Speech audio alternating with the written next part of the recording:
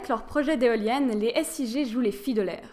Alors que l'on cherche de nouvelles énergies renouvelables qui éviteraient de créer de nouveaux effets fukushimaires, l'idée d'utiliser le vent a été soulevée par les SIG, mais leur projet a clairement du plomb dans l'aile. Depuis 2009, ils se sont lancés dans cette odyssée prometteuse et surtout onéreuse qui n'a encore fait aucune jolie hélice. La raison ? Quelques problèmes dans leur administration et dans les sites potentiels de leur filiale Enova. Des audits confidentiels ont été éventés et on découvre une régie publique qui s'y connaît très peu en éolien et une véritable équipe de bras cassés avec un directeur commercial malade, un directeur financier et un directeur général frileux qui ont peur de fâcher leurs partenaires privés. Il y a aussi quelques désaccords sur le plan financier. La rentabilité est secondaire, donc pour l'instant, pas de sous-sous dans les popoches.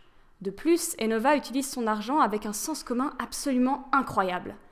En sachant que leurs dépenses depuis 2011 s'élèvent à 15,4 millions, alors qu'aucune éolienne n'a été construite, on peut se demander ce qu'ils font. Eh bien, ils sponsorisent la skieuse Lara Goutte à hauteur de 50 000 francs par an. Mais c'est logique, si elles skient assez vite près des futures éoliennes, elles tourneront mieux. C'est un véritable retour sur investissement.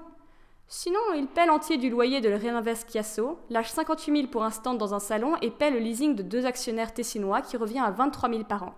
Des dépenses qui coulent d'évidence. Quant aux sites envisagés pour leurs futures éoliennes, ils sont parfaits. Enfin, ils sont surtout potentiels et la probabilité d'obtenir une autorisation est d'environ 28%.